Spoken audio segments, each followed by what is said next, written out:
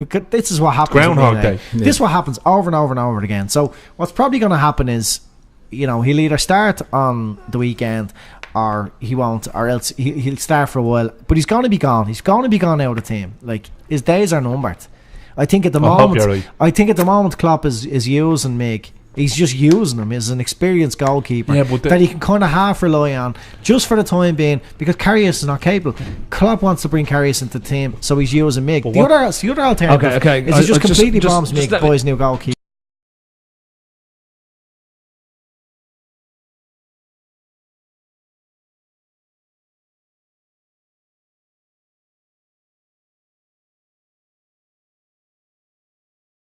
Just let me jump in, right? Because we'll get on to that cunt in a while, right? So I literally, because I can't deal with his name, I can't deal with the idea of his face at the moment. Well, I right? never got a chance to rate Klopp. But that's what I want to bring you back to. I don't want to talk about that prick, right? Who fucking has been there for 4 years and got shit every fucking year, right?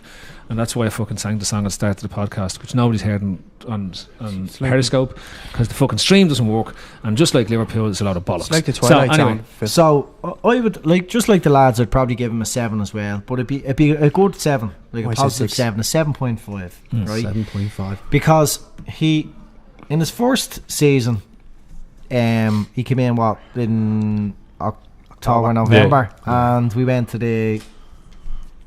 What the fuck? We went to the Europa League final. Is that right? Yeah, that was his first. That was his first 3/4 season. In which we were beaten. Yeah. Okay. His first actual full season, he got us back into the top 4. Yeah. With a very decent points tally. Okay. I'm playing some nice stuff as well. I played some brilliant football up to December. We would have challenged if it wasn't for that. Well, we lost Coutinho, Mane, blah blah blah. But right, December was quite a dull. In 4 years, I think we won one title this time. I'm pretty sure. Okay. Right, let me lead into that actually. So,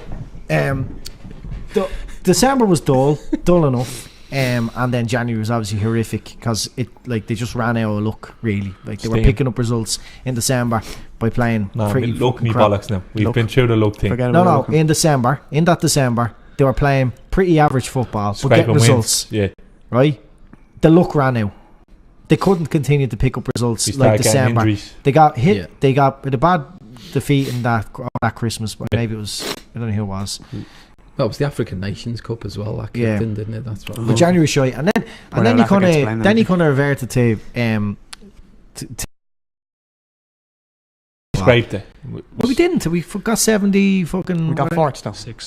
76 points. Yeah, but it was a scrap. We did scrap. Yeah, in the end, it was a bit of a struggle, and it could have been done if I suppose Klopp could have done what a lot of fans were saying is by do business in January, and we might have cruised to it.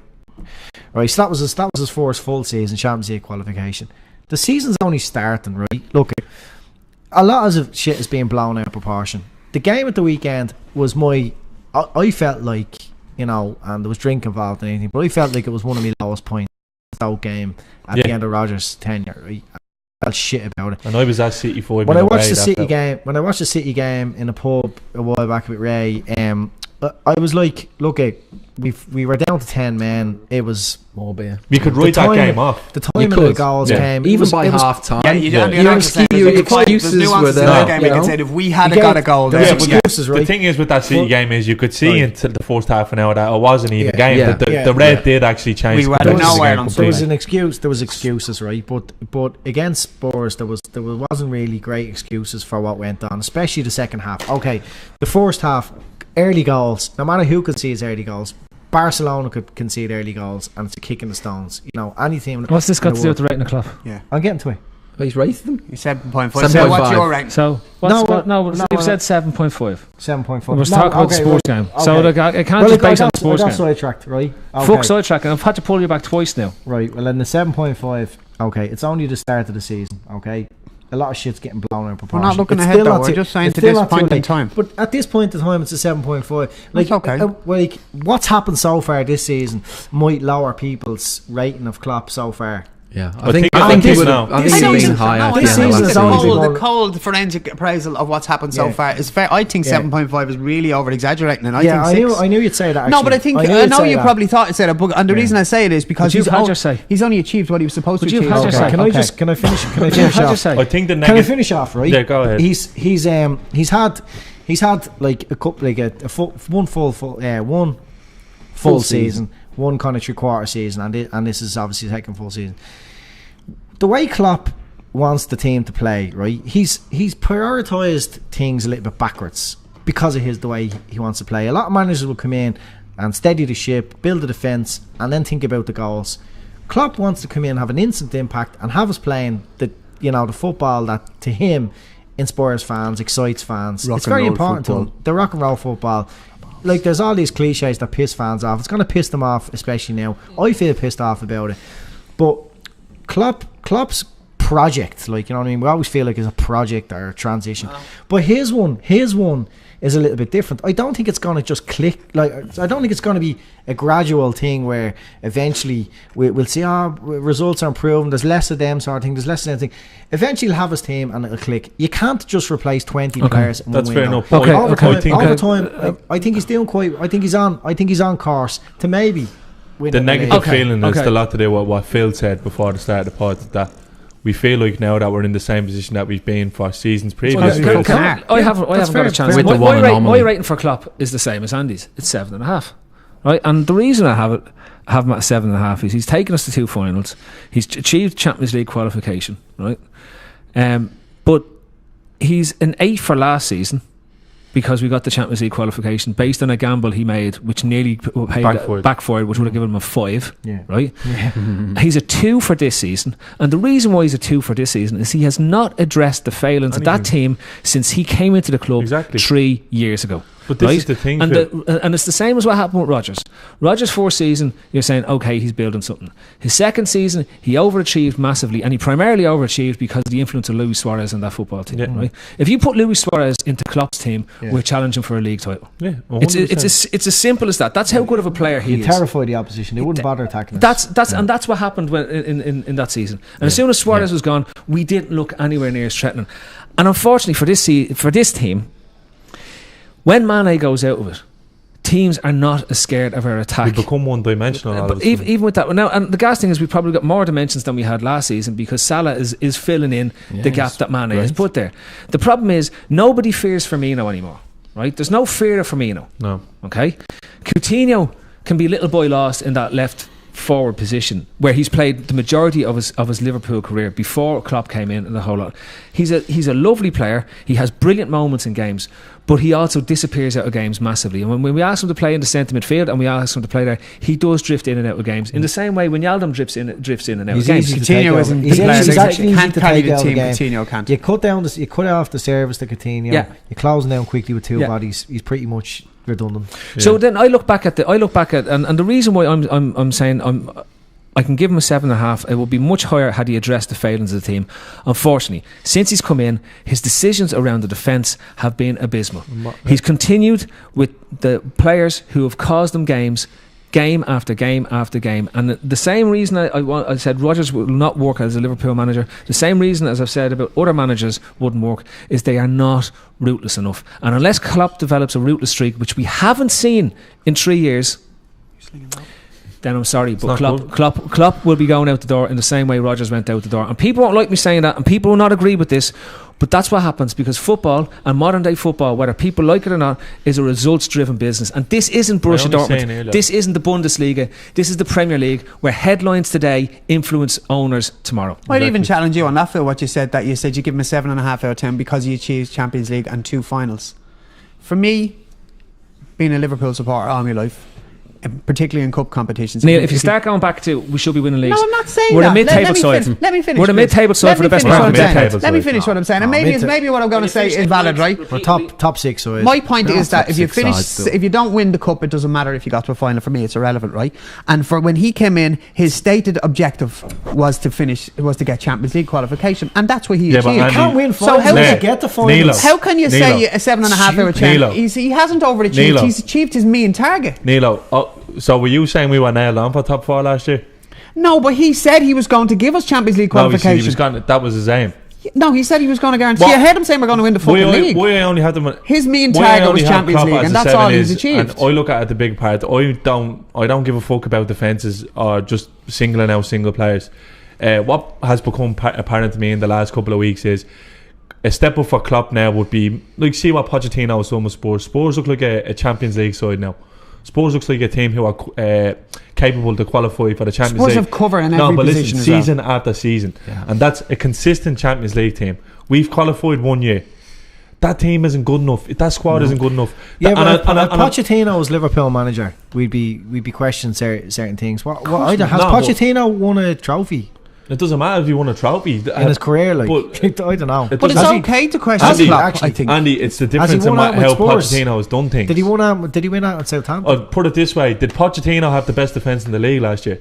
Yes. Did he go out and sign a centre half this year? Yes. He improved the best back four in the league by buying a right back and a centre back. The 3 best defences in the Premier League last year all bought centre backs this summer, and we were left fucking dwelling at homes, going for a 70 million rated player. We weren't left twiddling our thumbs. Out of everything that happened with But what I'm saying is, Andy, if you go through the Spurs, Chelsea, and even City, right? And I'm not having a go here at agendas. This isn't a player camp, right? Chan's not good enough. He doesn't do enough when he's good. When he's good, he's good. Henderson, when he's good, he's good. But they're not consistent enough. They're too inconsistent. Chan is too inconsistent. Henderson is too inconsistent. He shouldn't be Liverpool captain. These are things out of Klopp's control. They're not, Andy. He's had 3 windows now. He's 3 windows, but he can't sell the whole team. No, but like, Andy, I mean, you're talking about Henderson, right? Henderson's out injured. Klopp has to give him a chance. Has to give the club captain a chance. What made to Henderson get great? He can't do anymore. He's not. It was actually painful to watch him. Klopp can't find that out till the man is back in the team. Well, and he's playing him. Andy, how come some of us can see it? Right, so what's he supposed to do? Get rid of Henderson, get rid of Chan, get rid of Lovren, get rid of all in the one window. All in the one window. He can't. And it's only He only had 2 summers. But I think the other thing, if you think about it as well, so he hasn't done what he's needed to do. So the end of it, right at the death of this window, we got issues with the defence, we got issues in midfield, which becoming more apparent week on week, and we go out. The midfield is glossed over. Nobody talks about it. We always talk about it. 40 million on Oxlade-Chamberlain. Yeah, that was stupid. Shawnee, It's just bonkers. Yeah.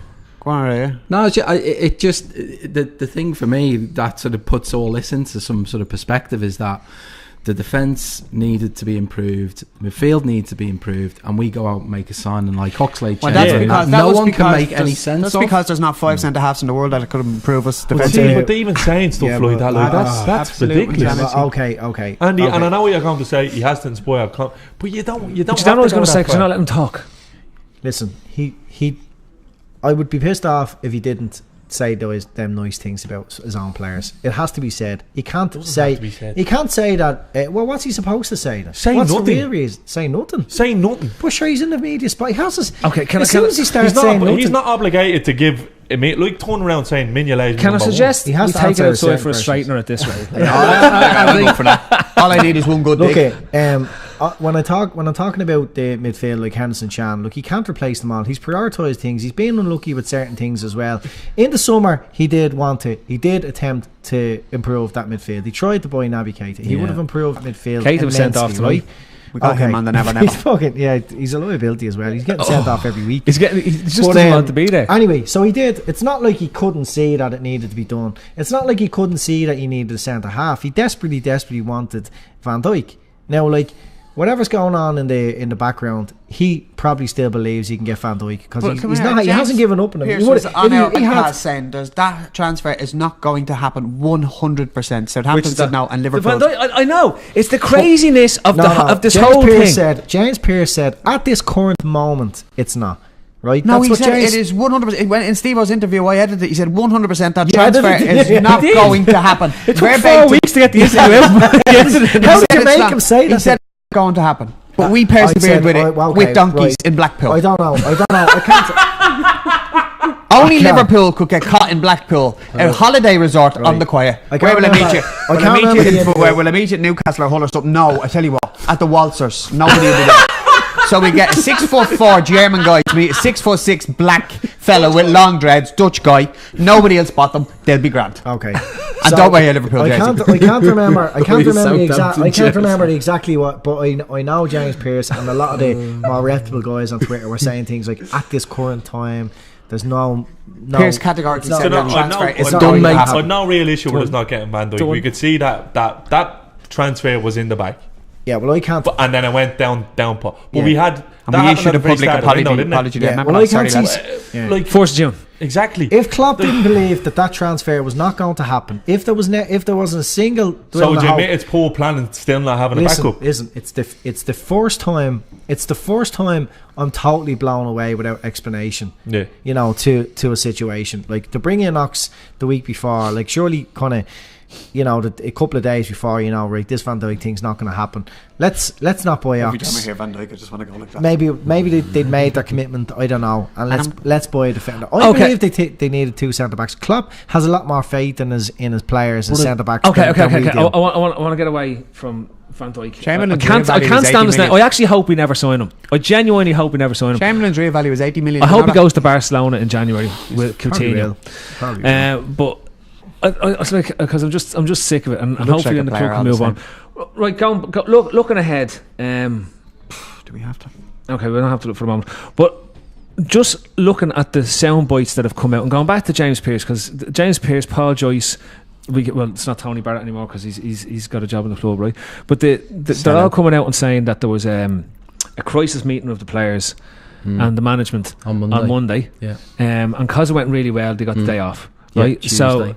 because it went really well. They discussed the issues after the game. Like in and school. PlayStation. No school tomorrow, lads. that was a really good meeting. FIFA 2018. Have a day Let's off. just forget about Sunday. Well, it was a Take recovery. tomorrow off. It was a recovery session on Monday, and a light recovery session, and then it was analysis and. Was it like an intervention? Was it? I've been to a few of them.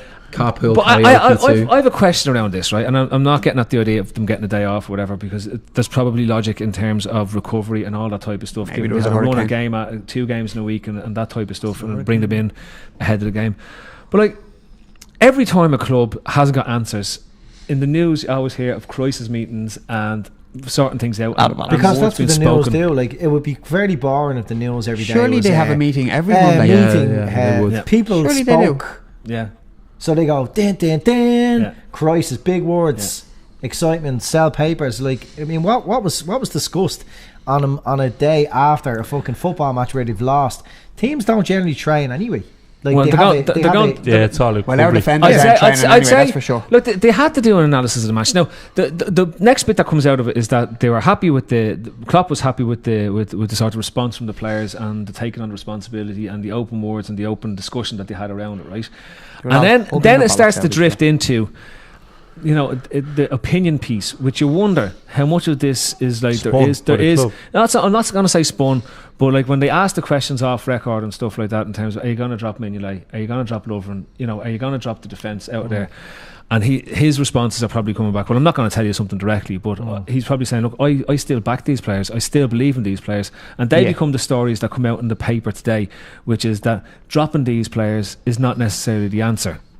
Right? I don't think the journalists you're talking about specifically, Phil, are going to just feed us pure propaganda from the club. No, I think so. They do have a code of ethics and a moral duty to report as well as they possibly can, and their opinion is fact based, so it does have some substance. And like you said, if an opinion hasn't got any fact involved in it, it's just words. So their opinion is very valuable, and if you can read between the lines, I was from surprised to see him what's hooking coming out. Lovren after half an hour on Sunday. Yeah. And to be honest with you, when that did happen, I was kind of like, all right, well, maybe now we see sense, because that's something not normally you would have done. Yeah, Do you know what I don't think I was happy with. I was at Yeah. at that moment in time, nothing to do with the play and nothing to do with just purely because It was a change. we made the change when the change was needed. Yeah. He usually goes up to 70 minutes, makes his change. That for me, you Was know, the biggest downfall. was it was previous, but at least hopefully that shows he can deviate Not to from his digress I too much. think, I remember Mourinho hooking 2 Chelsea players in his second or third game after a half an hour, really Joe Cole was making Joe Cole used to always get hooked. I remember after 10 making a minutes by statement to Mourinho. the squad saying you're not good enough anymore, and Yeah, this is but I telling think he did everybody. massive when he went back the second time as well. Mourinho's full of things like that, but Klopp generally doesn't do that, and I seen it being pitched as a penny dropping moment for Klopp that he suddenly realised that Lovren shit. Now that's bonkers. No, not a chance. No. He's seen a player who was out there